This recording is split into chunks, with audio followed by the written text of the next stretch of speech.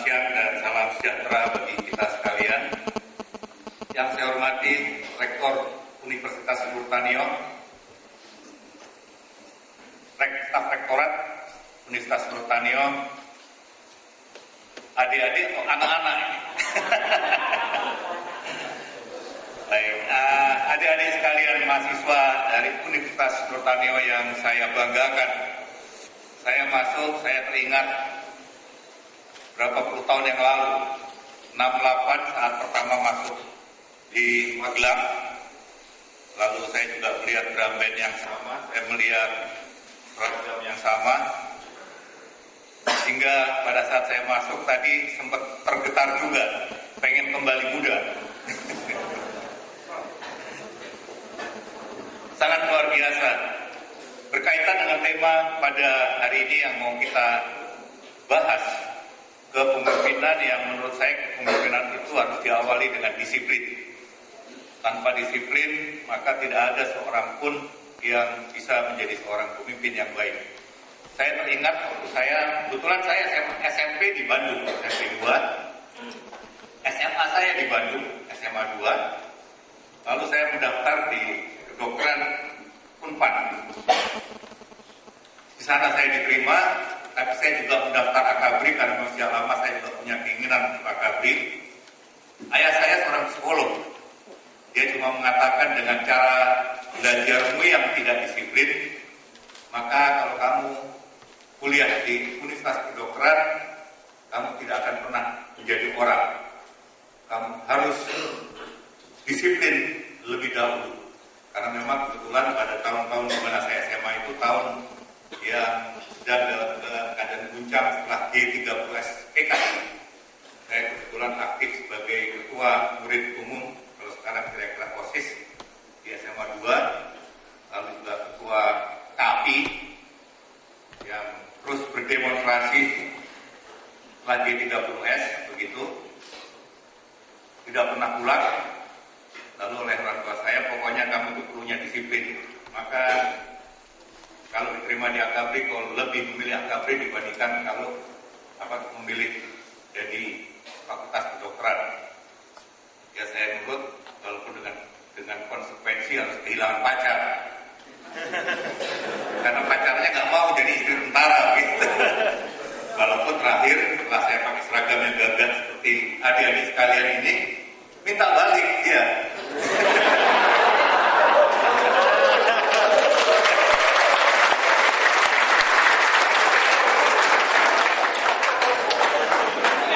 Jadilah sekarang istri saya dia. Kalau enggak tahu dia jadi istrinya siapa. Sekarang dia punya kebanggaan jadi istri mantan jenderal. Baiklah, tadi riwayat hidup saya sudah dijelaskan sampai, tapi saya sedikit menambahkan. Dikembalikan juga. Yang tadi sudah. Setelah saya purnawira dari militer, dari tentara, saya banyak berkiprah di kegiatan sosial karena saya berpikir apa yang bisa saya lakukan setelah saya tidak lagi menjabat pada jabatan formal. Saya memang pernah ditunjuk sebagai komisaris utama di Pertamina, tapi saya segera tidak lama saya meninggalkan atau saya minta mengundurkan diri karena saya melihat Pertamina ini sebagai BUMN pengelola materi yang sangat strategis. Dia hanya berpikir sebagai perseroan terbatas yang profit oriented, sementara fungsi keduanya untuk melakukan pelayanan terhadap masyarakat banyak ditinggalkan. Hingga yang saya lihat sehari-hari lebih banyak antrean premium, antrean minyak tanah yang karena saat itu belum dikonversi ke LPG. Dan saya melihat ada banyak sekali hal-hal yang bisa saya cium tapi tidak bisa saya buktikan. Maka setahun lebih sedikit saya mengundurkan diri. Kemudian kalau dari segi materinya yang saya dapatkan selama saya jadi letnan 2 sampai dengan jadi jenderal digabung jadi satu dalam kurun waktu setahun, semua itu kalah. Kalau saya hanya memikirkan pendapatan yang saya terima dari Pertamina. Tetapi ini pelajaran bagi adik-adik sekalian bahwa materi itu penting, uang itu penting, tapi bukan segala-galanya. Akhirnya kebahagiaan itu lebih banyak juga kepada apakah kita tidak ada konflik of interest di dalamnya, konflik kepentingan. Saya lalu diminta oleh Bapak Sandiaga Uno, anak muda, jadi pengusaha yang sukses. Lalu Pak Sandiaga ini mengakuisisi sebuah bank, meminta saya sebagai komisaris utama. Tapi saya bernegosiasi dengan beliau, saya katakan kalau bank ini akan dikelola sebagai layaknya bank umum biasa, saya tidak bersedia.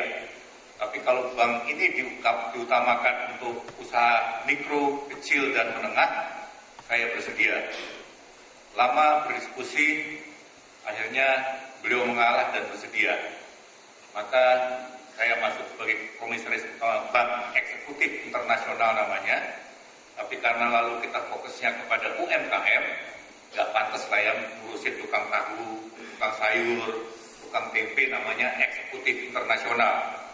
Lalu kita carilah apa yang paling pas kira-kira agar supaya sesuai dengan fokus utama dari bisnis Bank Pundi ini untuk mengangkat kehidupan para pedagang di tingkat mikro, maka kita ganti menjadi Bank Pundi Indonesia.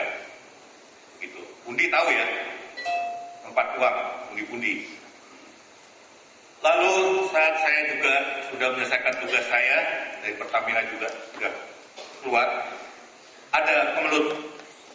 Kita tahu KPK itu dibentuk karena bangsa kita melihat persoalan korupsi itu luar biasa. Kalau uang yang dikorupsi itu tidak bisa digunakan untuk sesuai dengan tugas fungsinya, barangkali kita bisa mengentaskan kemiskinan dalam jumlah yang sangat besar. Tapi kita tahu hari-hari sekarang ini, tiap hari kita dengar tidak di eksekutif, tidak di legislatif, maupun di yudikatif, miliar, ratusan bahkan mungkin triliun rupiah itu uang tidak jelas kemana. Maka bangsa kita mendirikan KPK, Komisi Pemberantasan Korupsi, tugasnya hanya sekedar untuk memberantas korupsi. Tetapi lalu di dalam perjalanannya banyak orang yang merasa terancam. Akibatnya ada upaya kriminalisasi dari para pimpinan KPK-nya. Lalu saya diminta untuk menjadi bagian dari tim pembela atau tim penasihat hukum KPK, yang pada saat itu 2 dari pimpinan KPK-nya atau 3, 1 Antasari Ashar sebagai ketuanya, itu tidak saya jamang lah, karena yang dituduhkan adalah sesuatu yang kita tidak tahu apakah itu benar atau tidak benar. Tapi yang kedua, Bibit dengan Chandra, itu jelas-jelas dituduhkan untuk sesuatu tindakan yang memang tidak dilakukannya. Maka kita bergerak untuk melakukan pembelaan. Kasus cicak buaya masih ingat barangkali, atau pernah dengar, atau belum pernah dengar. Cicak buaya itu begini. Karena KPK mengidentifikasi ada pejabat tinggi di kepolisian yang terlibat dalam kasus korupsi, lalu mereka tahu bahwa pimpinannya ini sedang di dalam proses untuk dilakukan pemeriksaan oleh KPK, maka pejabatnya mengatakan, KPK itu kan kita yang latih, kita yang menyiapkan, masa cicak mau melawan buaya begitu. Dan realitanya memang benar sih yang dilawan buaya betul gitu, buaya darat.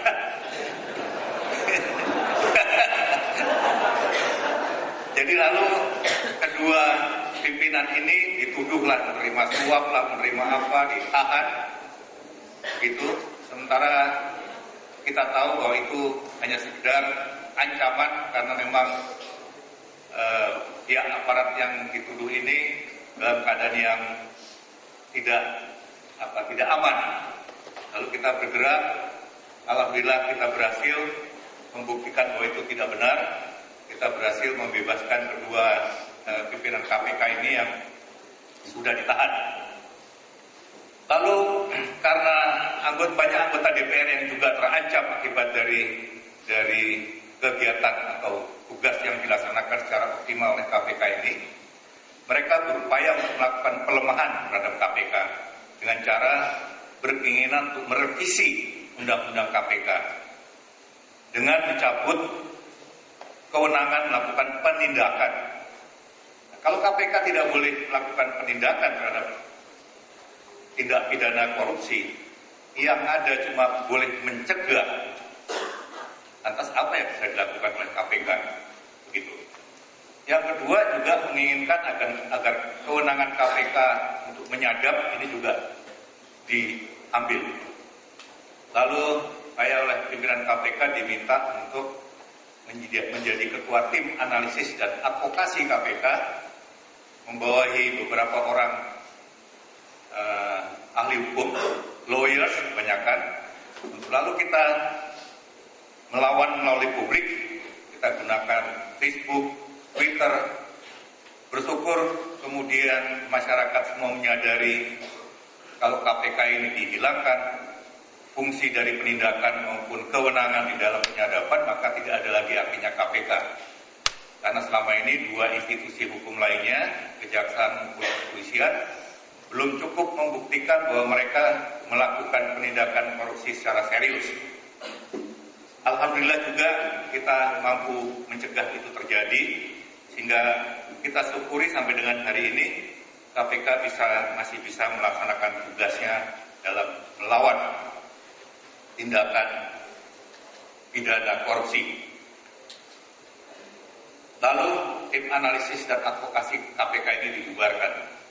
Tetapi saya masih menghimpun kawan-kawan, tujuannya lebih bagaimana mengawasi KPK agar KPK tidak terintervensi oleh kekuasaan manapun, agar KPK ini bisa terus berjalan dengan satu tujuan adalah setiap rupiah yang kalau itu tidak dikorupsi dan ditujukan untuk kesejahteraan rakyat, barangkali nilainya akan menjadi jauh lebih besar sekedar digunakan untuk kawin lagi sampai dengan 4-5 kali oleh satu orang. Membeli rumah satu di tiap kota, punya istri satu tiap suku bangsa.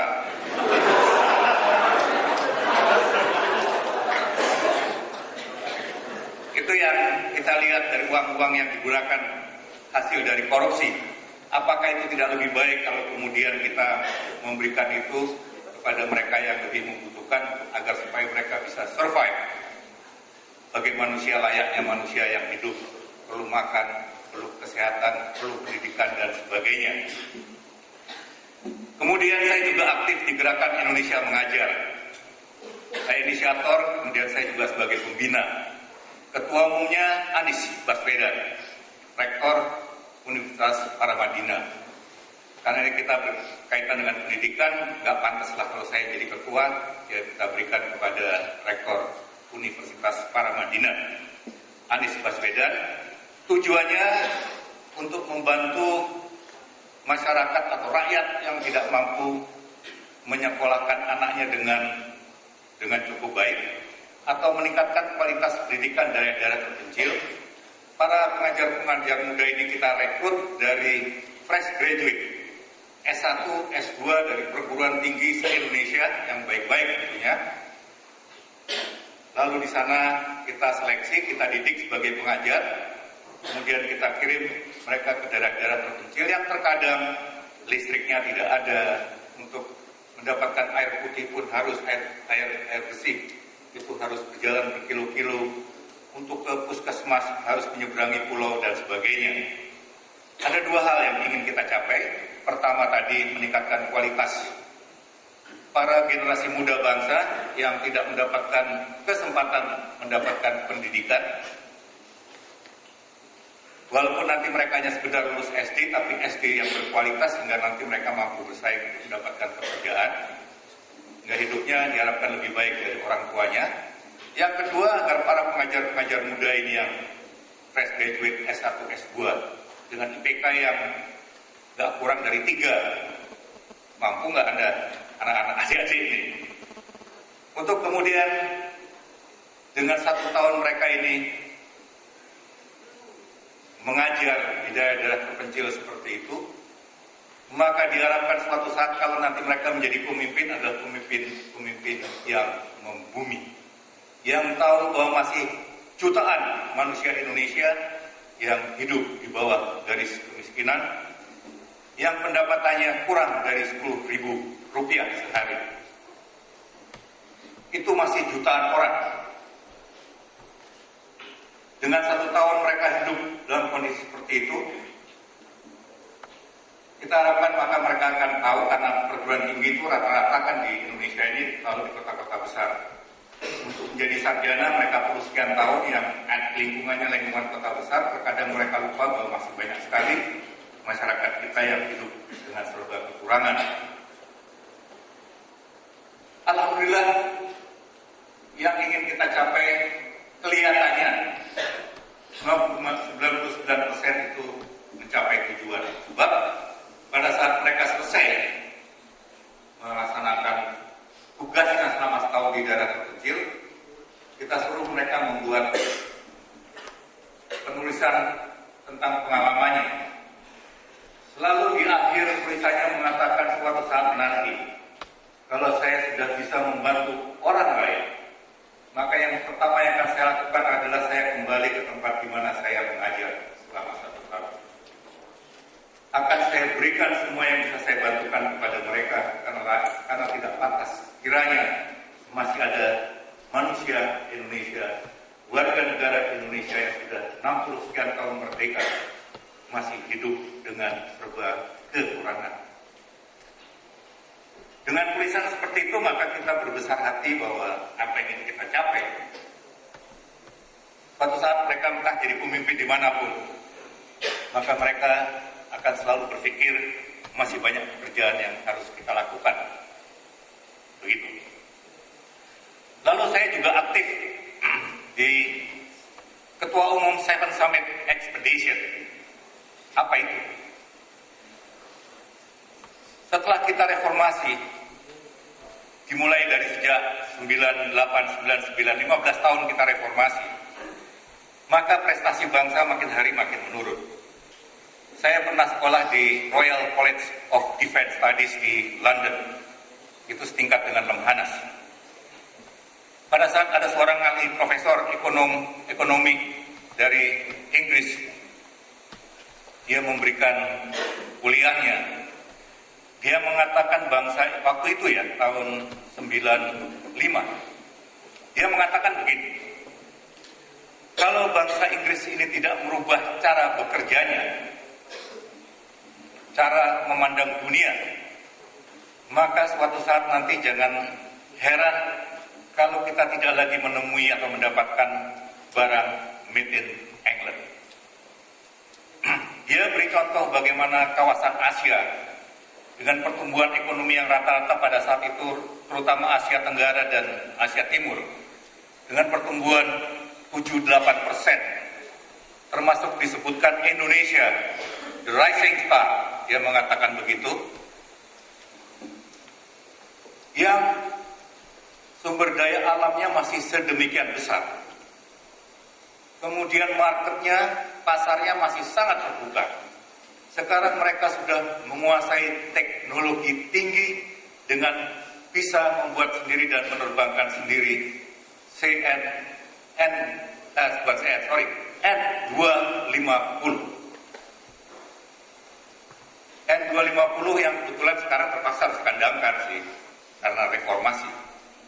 Tapi dia mengatakan begitu.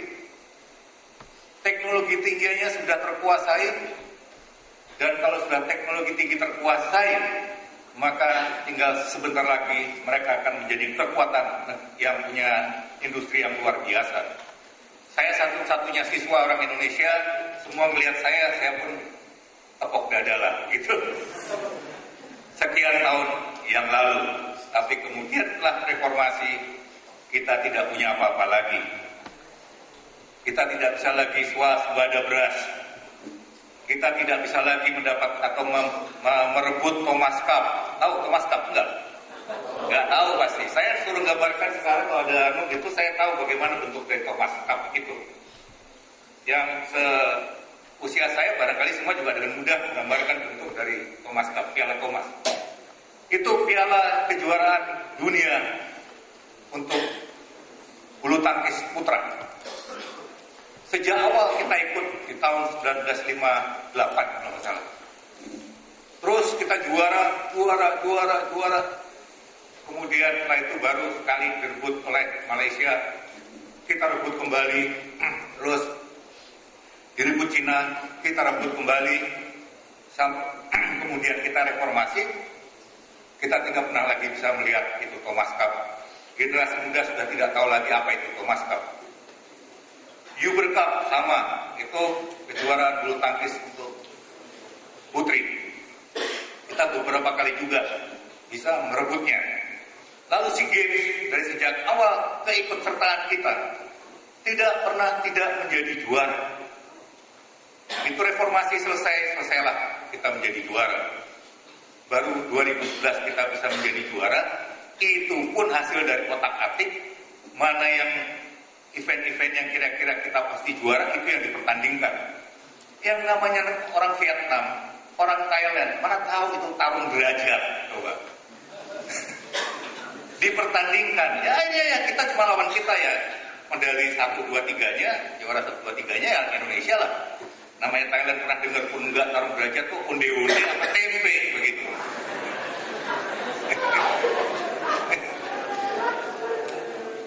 Oleh karena itu jauh-jauh hari Menteri Olahraga kita mengatakan untuk SEA Games yang akan datang, yang akan dilaksanakan di Myanmar, maka kita jangan berharap lagi bahwa kita akan menjadi juara.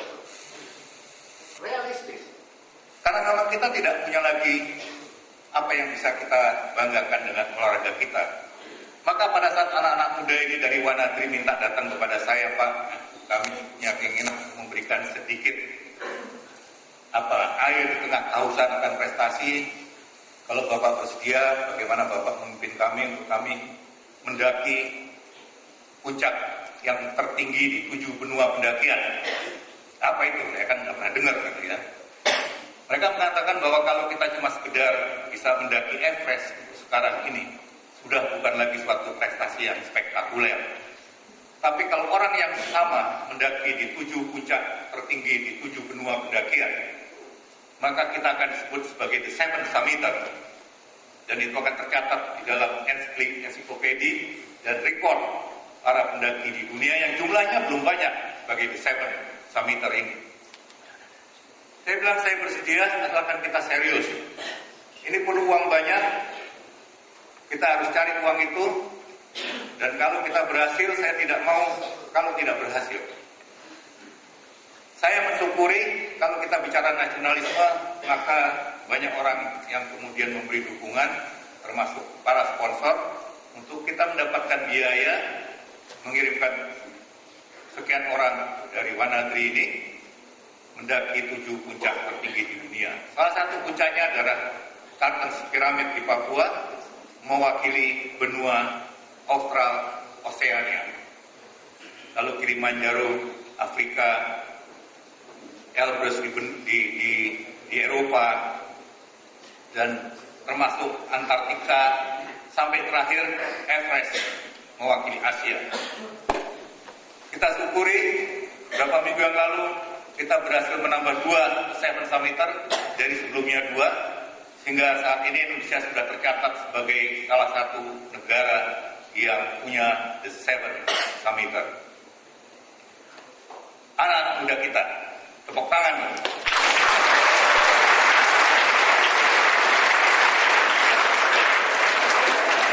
Sedikit cerca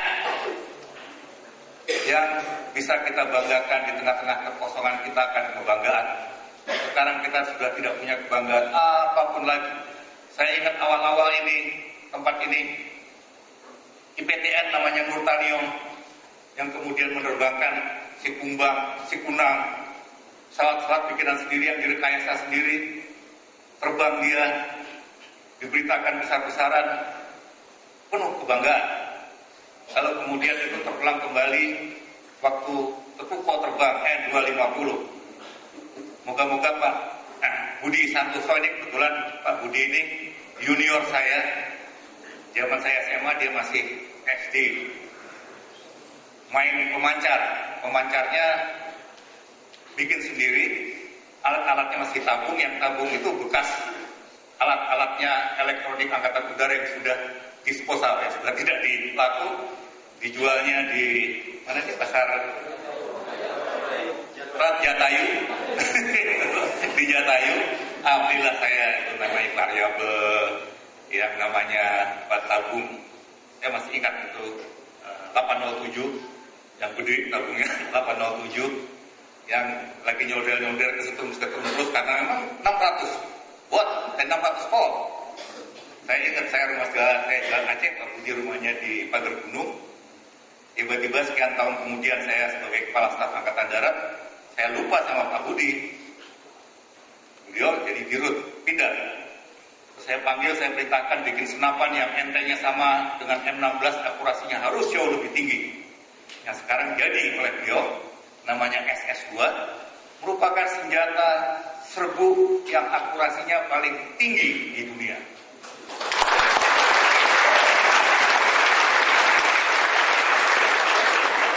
Senapan serbu. Oleh karena itu sekarang jangan heran kalau tim menembak kita selalu menjadi juara dalam pertandingan di tingkat ASEAN maupun dengan Australia kemarin. Australia dilibas habis karena kita menggunakan SS-2 buatan Pak Budi Santoso yang sekarang jadi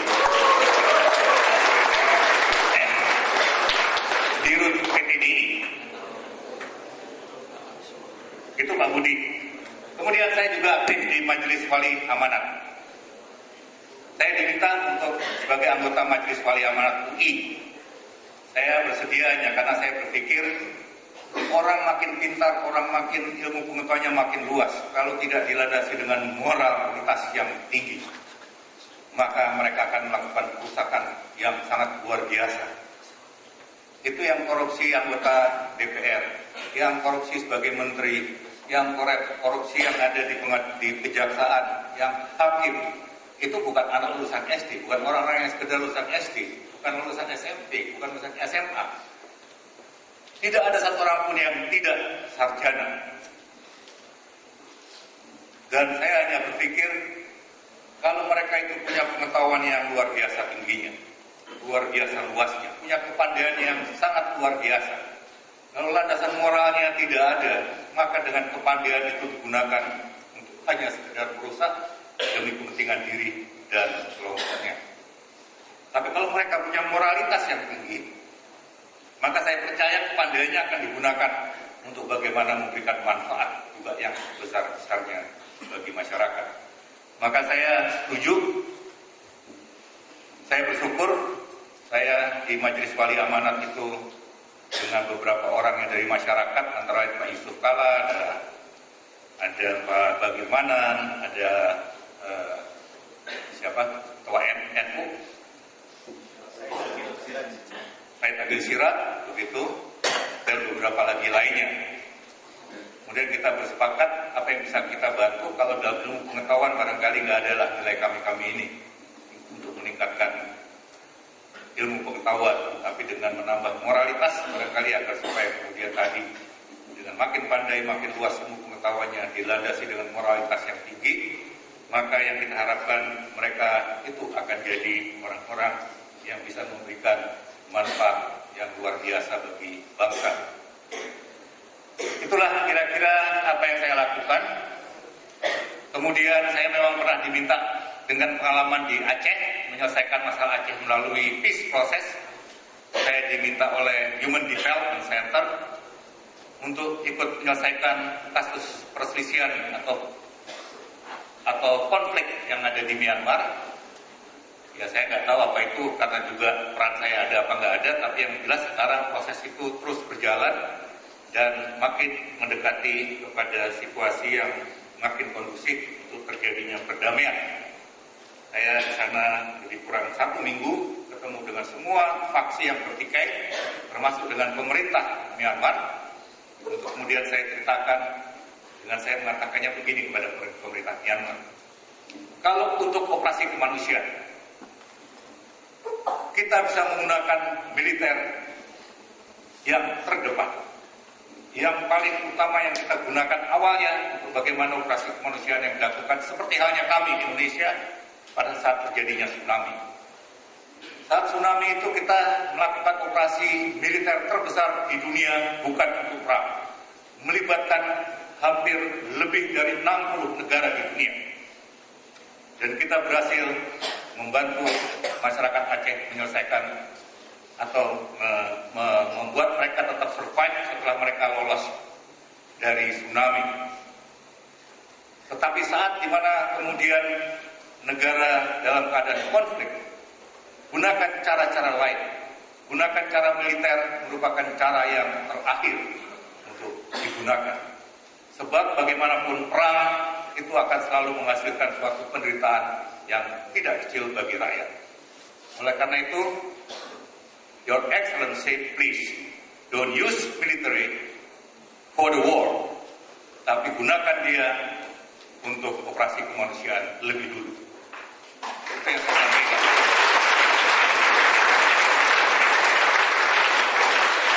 Permasalahan Aceh dari sejak tahun 50 tidak pernah selesai sampai dengan kemarin. Operasi militer berkali-kali dilakukan, tidak pernah menyelesaikan permasalahan. Waktu saya mendukung proses perdamaian, saya dicaci maki oleh anggota DPR. Mereka mengatakan ini Panglima TNI yang tidak nasionalis, yang bukan Panglima perang, membiarkan pengkhianat negara itu kemudian berunding dengan pemerintah. Pengkhianat sikat sampai habis, itu katanya. Saya cuma menjawab begini. 50 tahun lebih kita melakukan operasi militer. Realitanya rakyat Aceh sampai dengan hari ini tetap dalam keadaan yang sengsara karena setiap hari takut, khawatir anaknya sekolah, khawatir istrinya pergi ke ladang, suaminya pergi ke ladang, istrinya pergi ke pasar. Akan pulangkah mereka atau tidak pulang? Lebih dari 50 tahun mereka mengalami itu. Kalau ada cara lain yang lebih baik untuk menyelesaikan itu, lalu saya tidak bersedia, apakah saya bisa mengatakan bahwa saya adalah manusia? Tidak. Saya lebih senang dikatakan sebagai panglima pengecut yang tidak berani berperang dibandingkan saya membiarkan sekian juta orang Aceh harus hidup bertahun-tahun tanpa pernah merasakan bagaimana hidup secara wajar. Alhamdulillah kemudian proses Aceh bisa terselesaikan. Walaupun masih ada dispute sedikit sekarang ini, tapi rakyat Aceh, kalau Anda pergi ke Aceh, sudah jauh lebih baik kehidupan mereka. Anak-anak bisa sekolah, yang bisa menatap masa depan dengan lebih baik. Kira-kira seperti itulah. Sekarang saya masuk kepada apa yang menjadi pokok yang akan kita bahas. Judulnya. Saya namakan judulnya Indonesia, Tantangan ke Depan dan Kepemimpinan Nasional. Saya mulai dari sini. Kita sudah melaksanakan reformasi lebih dari 15 tahun. 50 atau 60 sekian tahun kita merdeka, tetapi masih banyak masyarakat yang tadi saya sampaikan perlu dibantu untuk bisa hidup lebih baik. Reformasi yang diharapkan akan meningkatkan kesejahteraan, realitanya kita masih punya 30 juta rakyat yang hidup kurang dari 10.000 rupiah sehari. $1 per day. $1 kira-kira sekarang 9.000 sampai 10.000 rupiah. Sebulan 300.000 rupiah. Hidup dengan 300.000 rupiah untuk 1 bulan, punya istri, punya anak. Dan itu masih meliputi 30 juta orang. Pertumbuhan ekonomi memang